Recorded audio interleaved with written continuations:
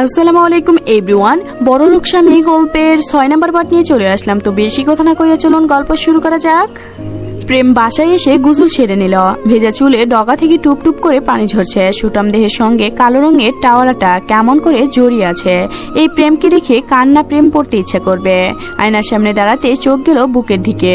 ডান পাশের বুকের ওপর একটি হৃৎপিণ্ডর অস্পষ্ট ট্যাটু, অথচ হৃৎপিণ্ড তো থাকে বাম পাশে। তবে প্রেম কেন ডান পাশে ট্যাটু করলো? সে কি করে বুঝতে চাইছে অন্ধকারের ছায়াতে হৃৎপিণ্ড ডান পাশে থাকে? প্রেমের বয়স তখন 21। সেই সময়ে এই ট্যাটুটা করেছিল, আর এই ট্যাটু করিয়েছিল ওই নাইট ক্লাবের আইরিন নামে মেয়েটির কাছ থেকে। ইরানের বয়স তখন 18। ক্লাবে তাকে জোর করে আনা হয়েছিল, কিন্তু তার ট্যাটু করার হাত দিছিল দারুণ। যদিও সবকিছু তখন ইরানের জন্য নতুন ছিল, তবু সেদিন প্রেম হঠাৎ কি ভেবে এই ট্যাটুর সিদ্ধান্ত নিল তা সে নিজেও ভালোভাবে বলতে পারবে না। জন্মদিন পেরিয়ে কাছের অভিশাপ ছাড়া কিছুই নয়। আসলে নিজের জন্মদিনকেই ওই সে অভিশাপ বলে মনে করে। তাই জন্মদিন বাসায় থেকে না সে প্রচুর নেশা করে, বাইক রাইড করে, আর প্রতি বছর ক্লাবে একটা পার্টি দেয়। আসলে অন্য দিনের আনন্দ দেওয়ার আড়ালে সে যেন বলতে চায় কারো সুখ অন্যের দুঃখের কারণও হতে পারে। নেশা খুশিদের জীবনে সুখ বলে কিছু থাকে না, অথচ যারা আজ নেশার দরজায় এসে দাঁড়িয়েছে তারাও একদিন সুস্থ মানুষ ছিল। তারাও হাসত, স্বপ্ন দেখত, কিন্তু জীবনের এক একটা অতীত, দুঃখ আর যন্ত্রণা মানুষকে খারাপ করে দেয়। কেউ দুঃখ বলতে নেশার দ্বারস্থ হয়, কেউ ভালোবাসার ছলনায় শিকার হয়, কেউ পারিবারিক চাপে, কেউ বা পরীক্ষার ব্যর্থতার অপেক্ষায় নেশাকে বেছে নেয়। ক্ষণিকের সুখের বদলে কেড়ে নেয় পুরো জীবনটাকে। প্রতি জন্মদিনে প্রেম আসে ইরানের কাছে শুধু এই ট্যাটুটাকে ভরাট করার জন্য। বাকি সময়ে সে আর ইরানের কাছে যায় না। প্রেমের জীবন কোনো সঙ্গী নেই, যে নারী কিংবা সংসার কিছুই চায় না। প্রেম মনে মনে প্রাণে বিশ্বাস করে তার মধ্যে ভালোবাসার অনুভূতি জন্মাতে পারে না। ভালোবাসাকে সে ঘৃণা করে। ইরানের সঙ্গে একসময় বন্ধুত্ব ছিল, কিন্তু যখন প্রেম বুঝলো ইরান তাকে অন্যভাবে দেখতে শুরু করেছে, তখন ধীরে ধীরে সরে যায়। এখনো প্রতি বছর শুধু ট্যাটুর জন্যই যায় সেখানে। অপরের রুমটায় বসে আছে ইরান ট্যাটু ভরাট করতে। প্রেমও ভরাট করিয়ে চলে আসে। হয়তো সেই দিন ট্যাটুর পুরোপুরি শেষ হবে, যেই দিন থেকে আর কোনো দিন ইরানের কাছে ফিরবে না। প্রেম সাদা রঙের শার্ট পরে বাগানে গেল। নিজের হাতে গড়া ফুলের বাগান, গাছ ভর্তি নানা রঙের ফুল দেখলেই মন শান্তি নামে। তবে সবচেয়ে প্রিয় তার লাল গোলাপ। অনেকগুলো গাছ আছে। সে কয়েকটি গোলাপ কেটে ঘরে নিয়ে গেল। ফুলদানিতে পানি ভরে তাতে সাজিয়ে রাখবে। ফুলগুলো ছেড়ে রেখে প্রেম গেল কিচেনে। ফ্রিজ থেকে বরফ বের করে যত্ন করে কাটতে শুরু করলো। বড় একটা হাড়সহ মাংস হাতে সদ্য করে ধরলো চাপিতে। কাটতে হবে তো, কিন্তু তবুও কেন যেন চালাতে ইচ্ছা করছিল না। তাই ফোনে গান ছেড়ে দিল। গান ছাড়া কাজ করতে প্রেমের বোরিং লাগে। ফোনে তখন বাজছে প্রেম ও মা প্রেম আমার প্রেম। সঙ্গে সুরের স্বর মিলিয়ে প্রেমও গনগন করে গাইছে, আর সেই সুরের ছন্দে মাংসের কোপা বসেছে চাপাতে। এইটা তো প্রেমের কাছে আসল ফিলিংস। প্রসূত সরাসরি এখান থেকে শাওন নিয়েই তৈরি হয়। তারপর তিশাকে নিয়ে কাফেরিটিতে বসে আছে। সেই মেয়েটার নামটা জিজ্ঞাসা করা হয়নি, তবে বারবার এই সঙ্গে দেখা হয়ে যাচ্ছে। প্রস্ত বিনিময়ে তিশার সঙ্গে জিজ্ঞাসা করল, নাম কি তোমার, বাসা কোথায়? তৃষা, নুজাহাত, বাসা এইদিকেই। তবে মনে মনে সে বলে উঠল, বাসা যেখানেই হোক না কেন আপাতত আপনার মনের মাধ্যমেই বানাতে চাই। প্রস্ত হেসে বলল, এখানে কেন আসা? মানে জিম লাভার নাকি? হ্যাঁ হ্যাঁ, একেবারে ছোটকাল থেকেই, কিন্তু আমার মনের মতো কোনো জিম সেন্টার বাংলাদেশে খুঁজেই পাচ্ছিলাম না। কিন্তু ওই জিমটা কিন্তু আমারই ছিল আসলেই। ও আচ্ছা, তাহলে বোধহয় আমার দেখতে একটু সমস্যা হয়েছে। প্রত্যুষ জিজ্ঞাসা করলো, তোমার ট্রেনার আছে? মানে জিম ট্রেনার নেই, তবে আপনি চাইলে হতে পারেন। প্রত্যুষ হাসলো, তারপর বলল, হতে পারতাম, তবে আমারও অনেক কাজ আছে। আপনি কাজ করেন? কি করেন? মানুষ খুন। তৃষা চোখ বড় বড় করলো, কি মানুষ খুন? মানে যারা মানুষ খুন করে তাদের খুঁজে বের করিয়ে? তৃষা বলল, ও মা, পুলিশের লোক না, ইন্টেলিজেন্স অফিসার। তার মানে তো আপনার মাথায় অনেক বেশি বুদ্ধি। বলা যায় আপনার নামটাই তো জানলাম না। প্রত্যুষ দেওয়ান।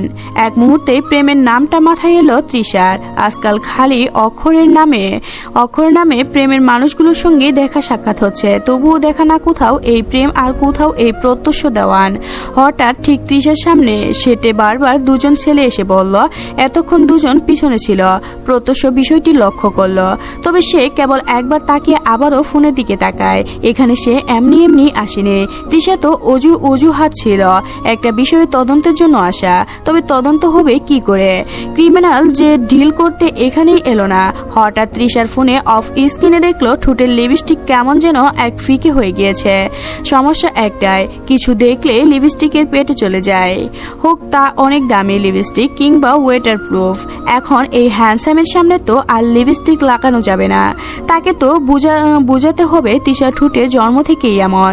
বিড়ি খাওয়ার মতো নয়, বরং জন্মের দিনই লিপস্টিক দেওয়া হয়, সব পয়দার হয়েছিল। এখন খালি কালারে চেঞ্জ হয়। সে প্রত্যুষকে বলল, আমি একটু ওয়াশরুম থেকে আসছি, জাস্ট 2 মিনিট। হ্যাঁ শিওর। মেল আর ফিমেল ওয়াশরুমের পাশাপাশি, তবে ওয়াশরুমে তৃষা গেল না, গেল বিসিনের আয়নার সামনে। সে উঠে যেতেই ছেলে দুটো উঠে গেল। যেতে যেতেই বলল, হাব্বে হালা, খরক জিনিস এখনকার। এরে হাতছাড়া করলে কালার তো হবেই। হাসা কইছস কাদের? তবে মাইয়া মনে হয় পুরান ডাকার, তাতে কি, জিনিস তো জব্বর। তারা উঠে ওয়াশরুমের দিকে যায়। প্রত্যুষ একটা মুচকি হাসি দিয়ে ফোনটা পকেটে রেখে তাদের পিছনে ওয়াশরুমের দিকে যায়। ছেলে দুটো মধ্যকার একজন তৃষার পিছনে এসে দাঁড়াতেই তৃষা আয়নার দিকে তাকিয়ে তার সঙ্গে দৃষ্টি মেলায়।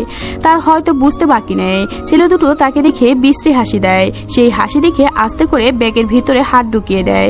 সেখান থেকে কাটার বের করার আগে দরজার সামনে প্রত্যুষ এসে দাঁড়ায়। ছেলে দুটোর উদ্দেশ্য বলো কোনো হসপিটালে যেতে চাও? আর কেমন থেরাপি লাগবে? তৃষা তৎক্ষণে আর কাটা বের করলো না, তবে ভেবেছিল বিষয়টা শেষ হবে এখানে, কিন্তু না। প্রত্যুষ কাদের নামক ছেলেটাকে বলল, তো কোন হসপিটালে যাবে বলো? সেখানকার সিট বুকিং দিতে হবে না? ছেলেটা কিছু বুঝে ওঠার আগে প্রত্যুষ তার গালে হাত দিয়ে তুলল। নাক বরাবর কষে ঘুষি দিতে রক্ত বেরিয়ে এলো। পাশে ছেলেটা শক্ত হচ্ছে প্রত্যুষের হাত থেকে তার বন্ধুকে রক্ষা করার। এদিকে তৃষা তো কেবল হা হয়ে রইল। এত জেন্টালম্যান এই ছেলের মা দেওয়ার স্টাইল কি জোস্ট। সে জানে কোথায় মারলে শত্রুকে সহজে নাজেহাল করা যাবে। ছেলেগুলো দৌড়ে পালিয়ে যেতে প্রত্যুষ নিজের কলার ঠিক করে বলল, দাস সকালেই তো আয়রন করেছিলাম, যাক ব্যাপার না। তৃষা তুমি কি ঠিক আছো? তৃষা তো কোনো পাত্তাই নেই, সে হা করে প্রত্যুষকে দেখছে। ঠিক আছো তৃষা? কথা বলছো না যে? তৃষা প্রত্যুষের দিকে ওইভাবেই তাকিয়ে রইল। এতদিন মনের মতো ছেলে পেয়েছে, বউ বলে এরই বউ হবে, কিন্তু পটাবে কেমনে কি করে? হঠাৎই তৃষার মাথায় বুদ্ধি এলো। এই বুদ্ধি হলো ছেলে পটানোর বুদ্ধি নাম্বার 1। কাজে না লাগলেও বাকিগুলো ট্রাই করবে। তৃষা চোখ পিটপিটিয়ে করে বলে, কপালে হাত দিয়ে বলল, ঠিক নেই, আমি অজ্ঞান হয়ে যাব, মাথা ঘুরছে। ও মা গো, গেলাম পড়ে, কেউ প্লিজ আমার কুলে তুলে সাহায্য করুন। বলতে না বলতে ধুপুস করে প্রত্যুষের গায়ে হেলিয়ে পড়তে যাবে। তার আগে প্রত্যুষ কুলে নিল। সে সাইড হতে ধপুস করে আবারও তৃষা পড়ে গেল। তা দেখে প্রত্যুষ তার দিকে চেয়ে বলল, এখানেও বুঝি জিম করছ নাকি এটা বাথরুম জিম? কালুর বাপ লুঙ্গে হা করে বিছানায় শুয়ে আছে। খালি গায়ে হাওয়া বাতাস লাগলেই হবে নাকি? দেহ মন সকল অঙ্গ প্রত্যঙ্গের জন্য হাওয়া বাতাস গুরুত্বপূর্ণ। ইদানিং কালুর বাপের বিয়ে ফিলিংস পায়, করেই ফেলবে নাকি? তাছাড়া এলাকার মেয়েগুলো তো বিশাল জ্বালায় তাকে। সুন্দর হয়েও পড়েছে বিপদে। মাঝে মাঝে নিজেই লজ্জা করে। বউ নার্গিসের স্মরণে তার একটা গান গাইতে ইচ্ছা করছে। গাইবি নাকি? দরজাটা তখন খোলাই ছিল। হঠাৎ সিদ্দিক নেওয়াজ আচমকা ঘরে ঢুকে কালুর বাপকে এই অবস্থায় দেখে তার মাথাটা তা গুলগুল করে ঘুরতে শুরু করলো। খুব মুখলেস, জলদি উঠে বসো। লুঙ্গি ঠিক করতে সিদ্দিক বলল, ওই পচে যাওয়া যুগটাকে গালির মতো প্রদর্শন না করলেই কি নয়? বুড়ো বয়সে বিমরতি, যা দুষ্ট, এদিকে নজর দিলেই কেন নয়? কালুর বাপ ক্ষমা করবেন, সবাইকে তো আজকাল নার্গিস মনে হয়, কাকে যে কি বলে ফেলে। তবে আপনি কিন্তু আমার বিশেষ অর্থভঙ্গকে অপমান করছেন, ঠ্যাঙ্গা করছেন। যাও গিয়ে আমার নাতির জন্য খাসা শশা মেয়ে খুঁজে আনো। হিতিজা প্রেমার চোখে শশা লাগিয়ে রাখছে বলছিল। প্রেমা সেই শশা খেয়ে বসে আছে।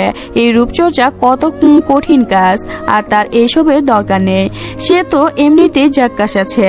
সেদিন কালো গাড়িটা নিয়ে প্রেম ভাই লেদেন জ্যাকেট পরে যখন বাসা থেকে বের হচ্ছিল, তখন তো প্রেমা আরো একবার তার প্রেমে পড়ল। উফ, চোখে চশমা আর বডিটা কি আকর্ষণীয়, দেখলেই মন চাই বউ হয়ে যেতে। রাতে এই এমন একটা পুরুষ তখন তার পাশে থাকবে, ভাবলেই গায়ে কাটা দেয়। প্রেমার মা সেই দিনে প্রেমাকে জিজ্ঞাসা করেছিল, হাই রে প্রেমা, তোর কেমন ছেলে পছন্দ? প্রেমা ড্রয়িং রুমের সিটে বসে প্রেমকে দেখে বলছিল, একটা ড্রাইভারকেই চাই, অমন ছেলে হলেই হবে। রাত তখন 10টা বাজে। প্রেম ভাই ফিরবে আরো রাতে। আজকে সবাই ঘুমালে চুপি চুপি প্রেম ভাইয়ের রুমে যাবো প্রেমা। প্রেম ভাই কোলবালিশ ছাড়া ঘুমাতেই পারে না।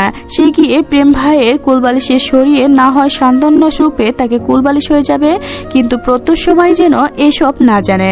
এই লোক প্রেম ভাইকে যেন এত অপছন্দ করে, মানে দুজনের মধ্যে বনে না। বনবে কি করে? একজন ক্রিমিনাল, অন্যজন আইনের লোক, বাট ক্রিমিনাল হয়েছে তাতে কি? প্রেমার ওইসবের ভালো লাগে। রাগ করে প্রেম তাকে তখন ধমক দেয়, তখন টাক একটা ভাব আসে। কিংবা কখনো যখন রাগের বসে একেবারে কাছে এসে শক্ত করে থুতনি চেপে ধরে, তখন তো লজ্জায় ব্যথা যন্ত্রণা সব ভুলে যায়। কবে যে বিয়ে হবে? আচ্ছা, ওই ক্রিমিনালের সঙ্গে তার বিয়ে হলে সে বাচ্চার নাম কি রাখবে? দুজনের নাম তো প দিয়ে। আজকে ফেসবুকে গ্রুপে একটা সাহায্যমূলক পোস্ট করতে হবে। দেখা যাবে কে সুন্দর কি সাজেশন দেয়। হঠাৎ তেহিজা রুম থেকে ঢুকলেন। হে রে মা, প্রেমা তোর মন এতটা একটা ছেলের সঙ্গে তোর বিয়ে ঠিক করেছে? প্রেমা অবাক হয়ে জিজ্ঞাসা করলো, ছেলে কি করে? বাসের ড্রাইভার। কি মানে আবার কি? তুই না সেদিন বললি ড্রাইভারের সঙ্গে বিয়ে করবি? ছেলে একটু কালো আর খাটো, কিন্তু ওর দুটা বাস আছে, একটা সে নিজে চালায়, অন্যটা ভাড়া দেওয়া। দেখিস একদিন কোটিপতি হবি তোরা। অভিমাল বংশের সংবর্ষণ ছবিটা দেখে নিস, হীরা কেমন বাস চালিয়ে কোটিপতি হয়, তুই আর ওই ড্রাইভারও হবি একদিন। আম্মু, প্রেম সকালে ভার্সিটি এসে দেখে আজকেও তিসে আসেনি। কত বড় সাহস ওই মেয়ের! পরপর দুদিন সালাম দেয়নি প্রেমকে। আর ও তোর উচিত ছিল দুদিনের সালাম একেবারে বাসা থেকে খামিয়ে ভরে কুড়িয়ে করার। করলো কি? কত রিয়েলিক্সি একজন মেয়ে। মন তো চাই ধরে চুলগুলো কেটে দেয়। শালের ঘরে তা ছেড়া একটা। আসুক এবার চুলে চুইংগাম লাগিয়ে দিব। সারাদিন এইসব বলেই নিজেকে চুপ করিয়ে রাখলো। শেষে গিয়ে শিমলাকে ধুমকি দিয়ে অ্যাড্রেস নিয়ে বাসায় গিয়ে হাজির হয়। শিমলার মা বাবা গিয়ে দাওয়াতে। বাসা থেকে তখন পুরো ফাঁকা।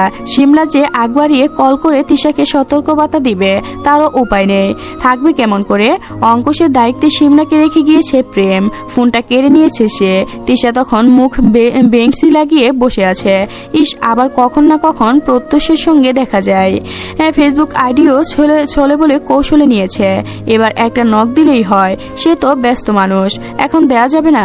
তিশা মুখটা ধুয়ে বসতে যাবে রুমে, সঙ্গে সঙ্গে দরজায় কেন যেন কলিং বেল বেসে উঠল। দাপুস কোন ফাটা গোবিন্দা এমন সময় এলো? ও মা, চোর নাকি? রান্নাঘর থেকে বটি হাতে আস্তে আস্তে এগিয়ে এলো তিশা। দরজা খুলতে প্রেমকে দেখলো। প্রেম বলল, এই বালমার্কা বাসায় একটা লিফট লাগাতে পারোস না? 5 তলা উঠতে গিয়ে পা ব্যথা হয়ে গেল। তিশা চমকে জিজ্ঞাসা করলো, আপনি? প্রেম হোটে ঠুটে হাসি টেনে বলল, না, তোমার ভাতার। তিশা ব্রণে জিজ্ঞাসা করলো, প্রেম ভাইয়া আপনি এখানে কি করেন? প্রেম তিশাকে ধাক্কা মেরে ভিতরে ঢুকে পড়ল। পিছনে ফিরে তিশাকে দেখে বলল, গা এমন ভিজা কেন? খুব পরিশ্রমের কাজ করেছে মনে হচ্ছে। ঘরে কেউ আছে নাকি?